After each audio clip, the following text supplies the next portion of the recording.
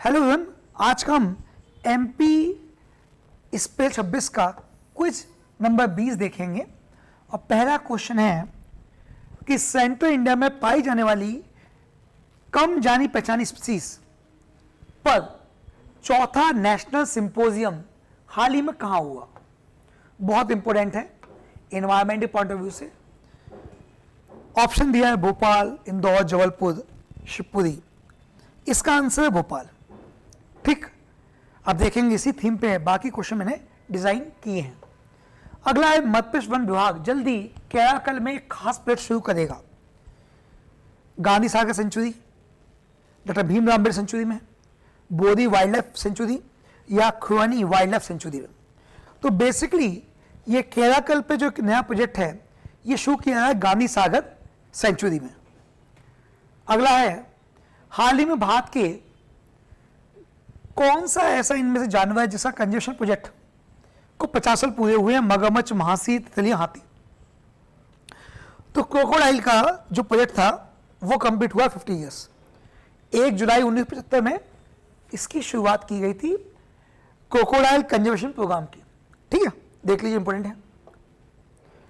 Bhairav battalion का युद्ध नारा क्या है? बहुत इंपॉर्टेंट है। आपको पता है रिसेंटली हमने ऑपरेशन सिंदूर के बाद एक नई बटालियन बनाई है, भैरव बटालियन। आप देखेंगे ये जो भैरव बटालियन है थोड़ा सा नया इसका दृष्टिकोण है। पहला तो ये कि अभी तक जो हमारी पैरामिलिट्री फोर्स और जो आर्म फोर्स थी उसके बीच में एक ब्रिज बनाने की जरूरत थी, वो हम भैरव बटालियन से पूरा करेंगे। तो मैंने पहले नारा पूछा है, नारा क्या है? राजा रामचंद्र की जय, भारत माता की जय, जाट बलवान, जय भगवान, हर हर महादेव। तो बेसिकली इसमें रामचंद्र की जय आंसर है इसका, भैरव बटालियन नारा है। ठीक, भारत माता की जय ये जनरल नारा है आर्मी का। जाट बलवान, जय भगवान ये जाट रेजिमेंट का नारा है। हर हर महादेव ये हिंदू सेना है जो मराठा सेनाएं हुआ करती थी, जो मुगलों में रहती थी, तो ये वहां नारा लगता था। तो इंपॉर्टेंट है। भैरव बटालियन के बारे में नीचे दिए गए कथनों पर विचार करें और सही बयान चुनें। आर्मी ने 15 भैरव बटालियन बनाई हैं जिन्हें बॉर्डर पर अलग अलग जगहों पर तैनात किया जाएगा। ठीक है, इन बटालियनों का मकसद पैरा स्पेशल फोर्स और रेगुलर इन्फेंट्री यूनिट के बीच की दूरी को कम करना है, दोनों कोई नहीं। तो इसका आंसर है सी। ठीक, बोथ आर करेक्ट, तैयार कर लीजिए, इंपॉर्टेंट है। अगला है नवीकरणीय ऊर्जा के 500 गीगावाट उत्पादन का एक महत्वपूर्ण राष्ट्रीय लक्ष्य वर्ष कब तक निर्धारित किया गया है? 2030, 32, 35, 40। ये एमपी के कॉन्टेस्ट में पूछा है, तो ये आपका हो गया ए, 2030। अगला है पिछले 12 वर्षों में राज्य में नई और रिन्यूएबल एनर्जी क्षेत्र में कितने प्रतिशत की अभूतपूर्व वृद्धि हुई है? लगातार इन्वेस्टमेंट समिट में सीएम भाग ले रहे हैं और एमपी के अंदर जो पिछले हमने उपलब्धियां हासिल करी हैं इंफ्रास्ट्रक्चर को लेके, पावर सेक्टर आदि को लेके, उसको लगातार वो हवाला दे रहे हैं। तो 14, 16, 17, 18। तो इसका आंसर है ए, 14%। राज्य में अभी लगभग 31,000 मेगावाट बिजली बनाने की क्षमता है, जिसमें से कितनी एनर्जी ग्रीन कैटेगरी में आती है? 30, 35, 37, 42। तो इसका आंसर हो गया आपका ए, 30। राज्य सरकार 2030 तक रिन्यूएबल एनर्जी प्रोडक्शन कैपेसिटी को कितना गीगावाट तक बढ़ाने का प्लान बना रही है? 20, 25, 28, 32। ये भी फिगर्स आपको पता होना चाहिए, इंपॉर्टेंट है प्रीलिम्स के लिए। आंसर इसका ए, 20। ग्लोबल एआई रैंकिंग 2025 में भारत ने कौन सा स्थान हासिल किया है? पहला, दूसरा, तीसरा, पांचवा। तो ग्लोबल एआई रैंकिंग में भारत का स्थान है आपका तीसरा।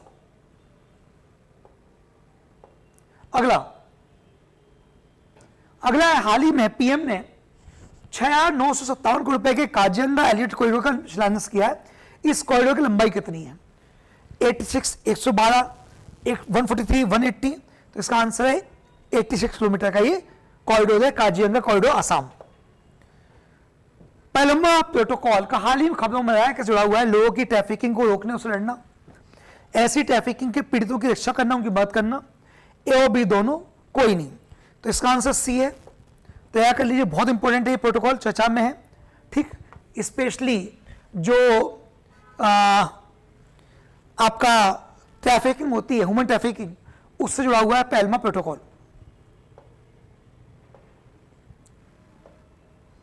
Juvenile justice care and protection act कब का है, ये भी चर्चा में है। 56, 67, 2015, 2018। तो ये आपको पता हुआ जुवेनाइल जस्टिस जो कानून है वो 2015 में आया है। अनैतिक व्यापार रोकथाम अधिनियम, मैंने सब उसी जोड़े पूछे हैं जो ह्यूमन ट्रैफिकिंग जुड़े हुए कानून है।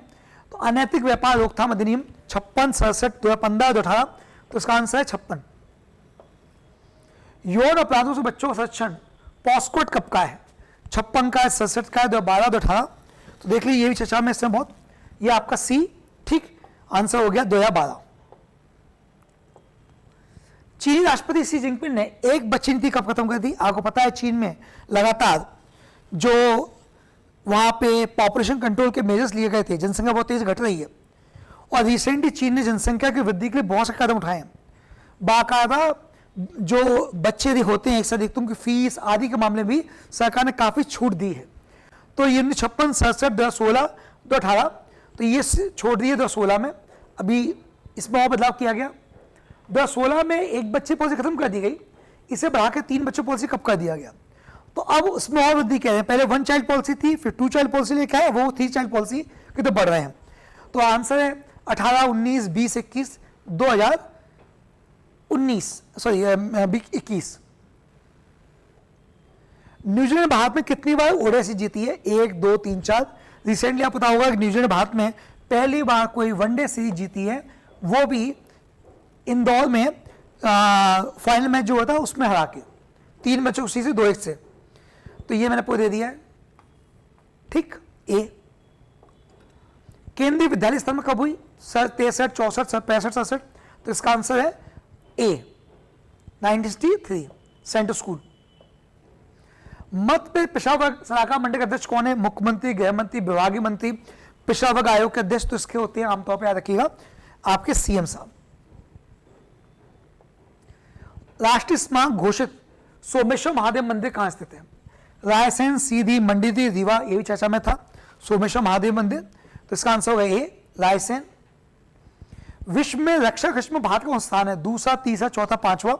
बहुत इंपॉर्टेंट है, ऑपरेशन सिंदूर के बाद बहुत चर्चा में रहा है, तो देख लीजिएगा। तो भारत का स्थान है बी, तीसरा। हाल ही में खबरों रहा कुशा परियोजना के संबंध में बाल बचाव अभियान, दोनों ऑप्शन एक ही होगा। अंगदान के लिए जागरूकता अभियान, लंबी दूरी की वायु इच्छा प्रणाली, तो ये है आपके लिए डी, लंबी दूरी की वायु इच्छा प्रणाली। खगोल विज्ञान और खगोल भौतिकी पर 18वां अंतर्राष्ट्रीय ओलंपियाड का गणना कहां हुआ, मुंबई, दिल्ली, भुवनेश्वर, कोलकाता। तो याद रखिए इसका आंसर है आपका ए, मुंबई में हुआ है। 1888 में खुदाई मिले पिपरवा अवशेष का हालिया वापसी भारत के सांस्कृतिक कूटनीतिक प्रयासों में एक महत्वपूर्ण घटना है। ये किस संबंधित, भगवान बुद्ध के जो अस्थि कलश हैं वो हैं इसमें, ए इसका आंसर। निम्नलिखित कदम विचार करें, सही कदम चुने। भारत फिलीपींस का 5वां रणनीति साझेदार है। फिलीपींस ब्रह्मोस मिसाइल का पहला निर्यात गंतव्य है, दोनों इनमें से कोई नहीं। तो आंसर हो गया सी। ठीक है, तो ये आज का इस पे 26 सेशन है जिसमें हमने नए क्वेश्चन जो थे पीएससी के हिसाब से वो डिस्कस किए। धन्यवाद।